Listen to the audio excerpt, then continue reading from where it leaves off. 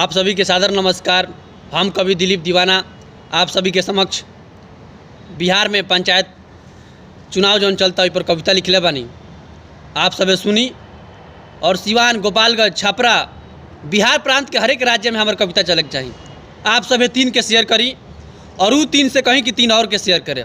कविता शुरुआत कर रहल बानी कि दिन में बटे कोटा के चाउर, दिन में बटे कोटा के चाउर, रात में मुर्गा कटाई गई। दिन में बटे कोटा के चाउर, रात में मुर्गा कटाई गई। तब मनिया भौजी मनमौजी की मुखियाई के चुनाव आई गई। दिन में बटे कोटा के चाउर, रात में मुर्गा कटाई गई। दिन में बटे कोटा के चाउर, रात में मुर्गा कटाई गई। तब मनिया भौजी मनमौजी की मुखियाई के चुनाव निहराई गई।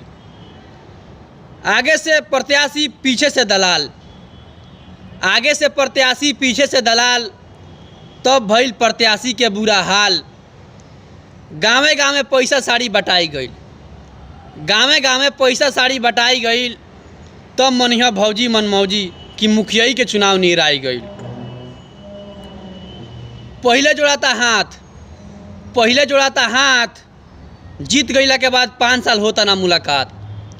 पहले जोड़ाता हाथ, जीत गईला के बाद 5 साल होता ना मुलाकात। आवास के रुपया से 20,000 रुपया कटाई गई, आवास के रुपया से 20,000 कटाई गई। तब मनिया भौजी मनमौजी की मुखियाई के चुनाव निहराई गई। काका काकी कही के वोटर बनावत बा प्रत्याशी, काका काकी कही के वोटर बनावत बा। जीत गईला के बाद अंगूठा देखावत बा। काका काकी कही के वोटर बनावत बा। जीत गईला के बाद अंगूठा देखावत बा। पहले रहे मड़ई के घर, प्रत्याशी के पहले रहे मड़ई के घर, अब मकान बनाई गई। पहले रहे मड़ई के घर, अब मकान बनाई गई। तब मनिया भौजी मनमौजी की मुखियाई के चुनाव निहराई गई। चुनौआ पर लिखले दिलीप दीवाना, चुनौआ पर लिखले दिलीप दीवाना। प्रत्याशी कहले चाची हमके जिताना। चुनौआ पर लिखले दिलीप दीवाना। प्रत्याशी कहले चाची हमके जिताना।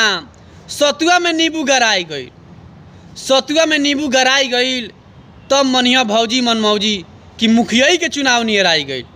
जय हो।